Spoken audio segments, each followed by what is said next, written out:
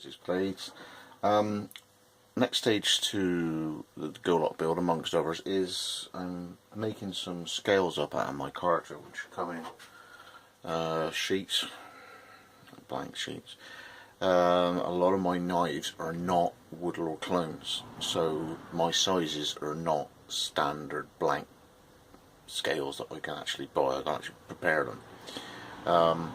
So these here are going to be the scales for the yeoman. I need 125, it's about 130 long, and I'm going to section them off on the circular saw. So I just sort of introduce you to my circular saw. It's a cheap and cheerful one from Screwfix, their brand being Titan. Obviously when I worked in the school, I had a big machine at the end of my day I could use to chop up bits and bobs. So the machine in the school was something like this, but a lot bigger, and something like that on the side. It was a combi machine, whereas I've now got the facilities to do in planer thickness in and ripping up pieces of wood, and I also use it for my carter because it cuts it fast. There's a little bit of waste because obviously the blade's got a bit more thickness than a bandsaw blade, but a bandsaw won't cut as straight as a circular saw. When you get these things, this blade guard, I've already replaced this once because it was flimsy plastic, so that's now a big lump of soft wood. The crown guard's a little bit hokey cokey, but it has at least got some extraction. I haven't hooked it all up yet. It's ready to go, but it actually goes nowhere. So all it'll do is it'll blow it around inside the workshop. But if I'm crafty, I stuff that up inside here. So when I turn that back on,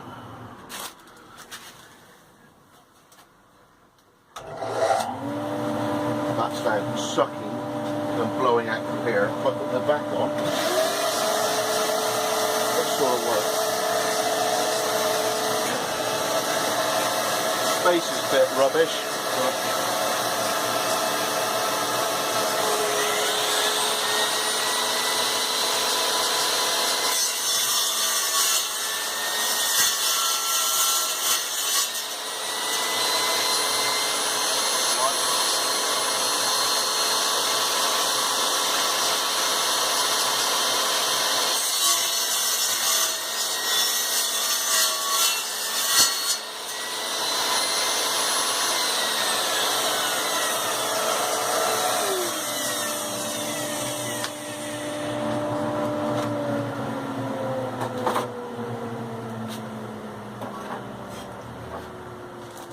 and then this little tiny little piece here, which, you know, it's not probably long enough for much else. I'll put up into an offcuts box, and eventually I'll turn the ferro rods or something useful.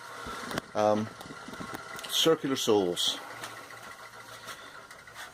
they're very powerful, very quick, but you've got to be aware of something called kickback, which means as the blade, if I lift this up so you can see, that way. It's very cheap and nasty, this mechanism here. Okay, so there's your blade. Now, so you can see it there. This here is a crown guard. This is the top of the blade, the crown. The back piece of metal here, this sort of piece of mild steel, is what we call a riving knife, and the idea of that is if the blade is 2.8mm thick, that's 3, because what you don't want is the wood to go through, get cut and have a gap, and then come together and pinch because it'll trap on the saw blade. So the idea is that it goes through, the teeth are already wider than the actual saw disc, so there's clearance there, again, so you don't get pinching if you can help it. Wood will always want to come back in, but the idea is that either the teeth are wider or the teeth are set, so they actually got a little bit of zigzag on top of the blade, again, to clear more material than the actual cut that could be skimming across the blade.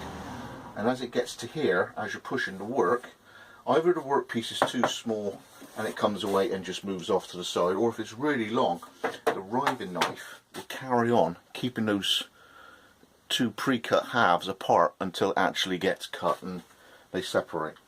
Because what you don't want is, as the blade comes down and cuts down here, the wood at the back, you don't want too much kickback. So what that is as this is coming up, this is smashing into the wood as it's coming back. You're pushing down at a piece of wood this end, and all that's trying to happen is this.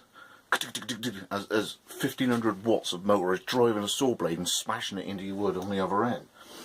So that's why, you know, when you're working in factories and stuff, you've got to work with the riving knife and the crown guard fitted. A lot of circular saw blades I've seen in America don't have any of this. And if you know what you're doing, you can work to it, because you'll expect the kickback on the far side. But for anybody going out and deciding to buy one of these Titan things, don't think that that's superfluous. It's actually got a damn good purpose to it. Okay, you know, you look at an American one and there's none of this. Don't go out of your way to think, oh, I don't need it either, because it's a good safety feature. And plus the crown guard's there as well, stop the wood smashing up too high. And you'd always set your guard here to however thickness your wood is, plus a little bit, so you, again, you've got that effect there. You've got crown guard extraction, and that's what the fan's running on. And underneath there you've got a gully, again, for the spill and the wood that's coming down off of the front.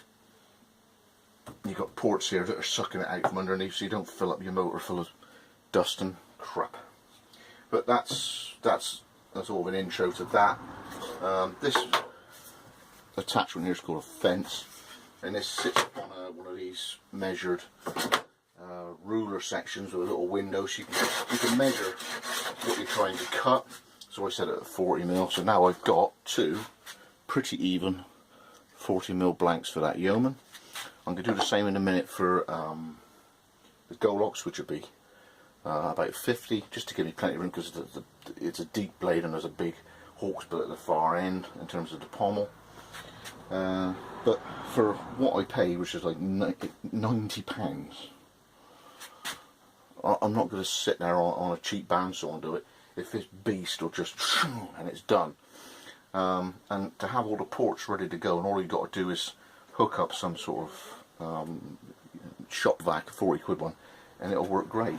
It's the same with the power planer here. I mean, it's a bit more money, 150, and I'm only using the centre section, which is the thicknesser part. I'm not using the top planer. So this duct on the top is fixed here, guarding the drum that spins round. All I'm using it for is sectioning up. So I've got the evenness of what the micarta is made to. I can now achieve flat, uniform scales using this machine, and they go through, and as a matched pair, it's very consistent for my production. Anyway, I'll pootle along in a second, and I'll get the sections of micarta for the golok. I'll see you in a bit.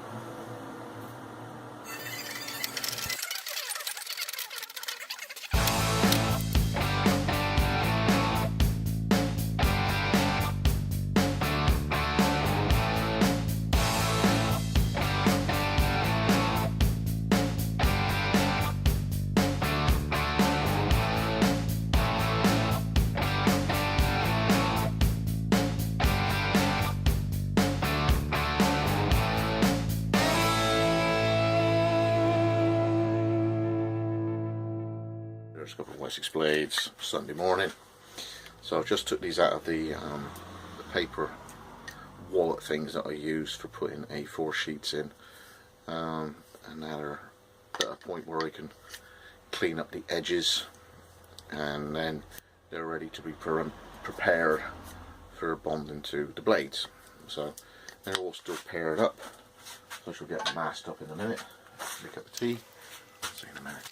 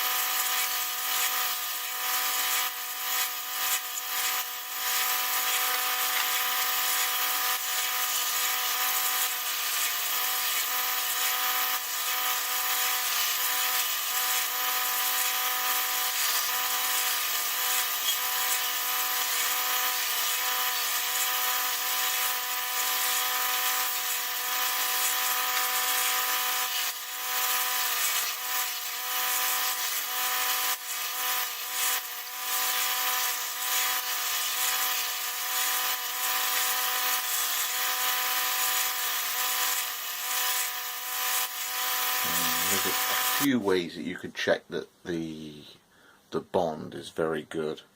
You know, when you've actually committed all of that epoxy to your load of stock.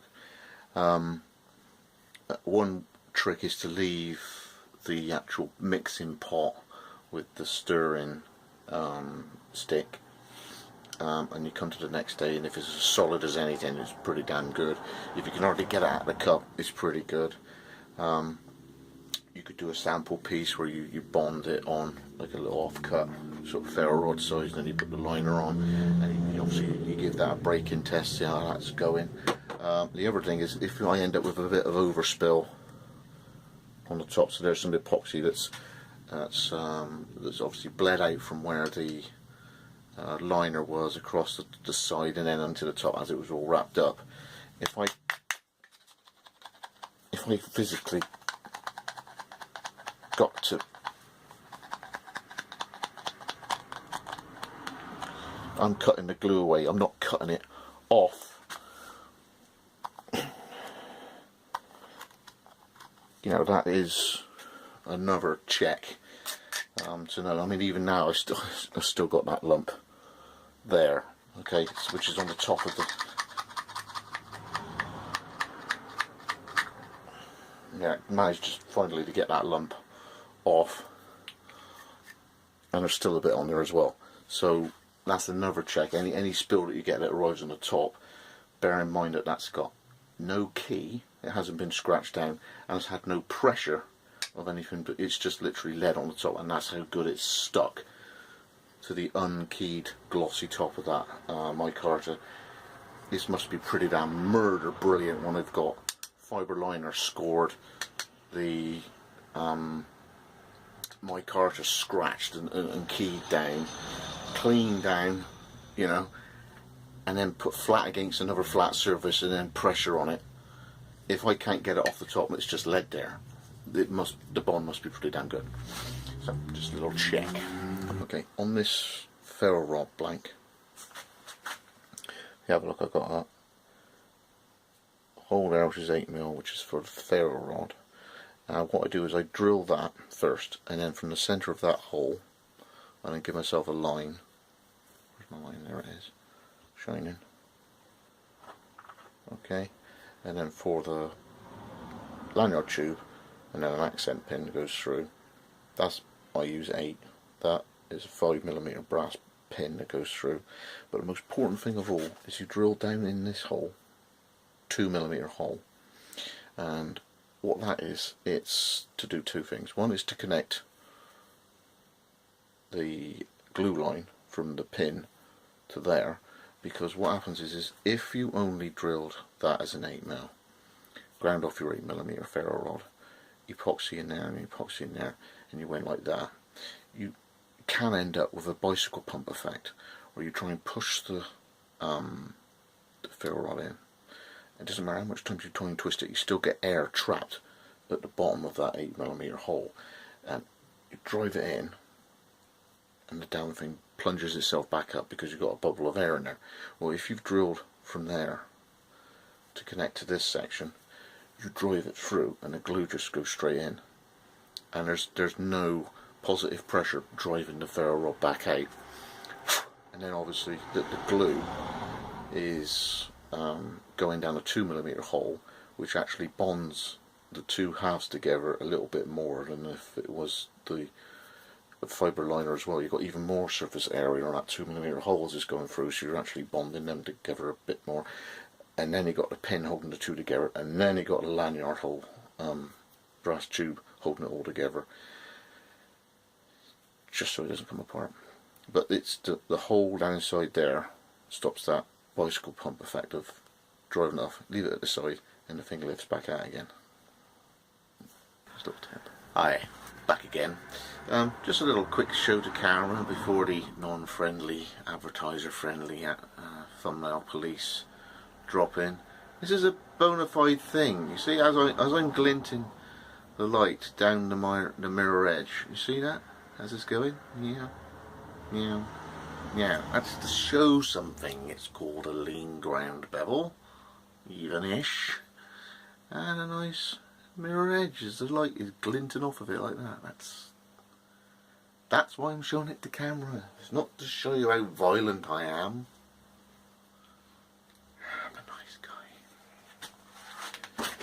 And when we do cuts to camera, it's to show that, you know, it's a good edge.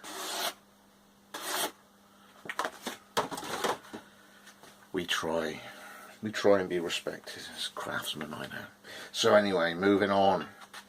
These are the scales. There's more detail on the top with all those lovely black lines and inflections.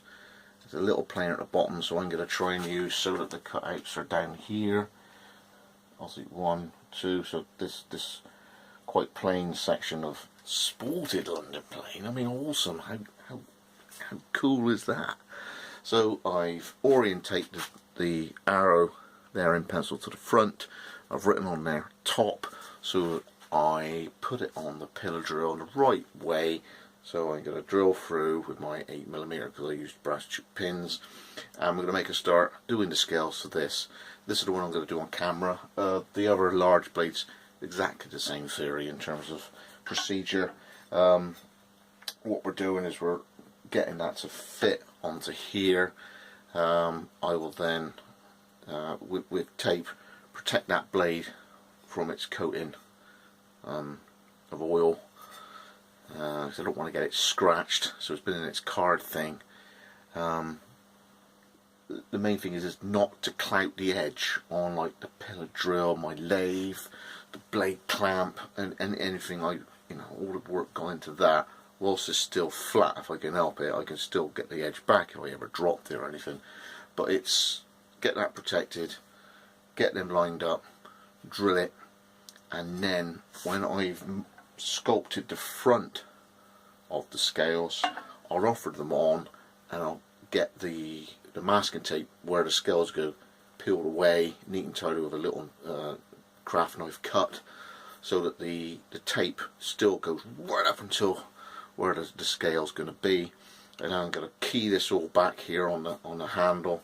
I'm going to fuller that ever so slightly with a round top of one of the idlers on a small grinder.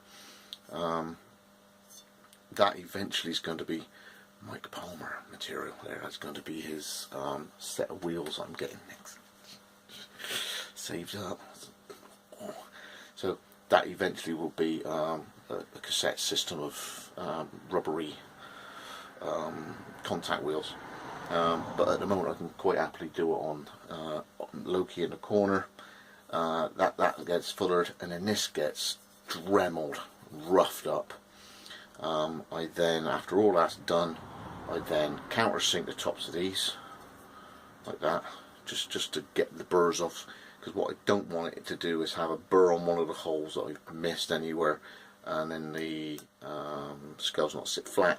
So everything's as murder flat as I can get with that fuller in there, which allows through gluing and linking between pins and all sorts of bits and bobs.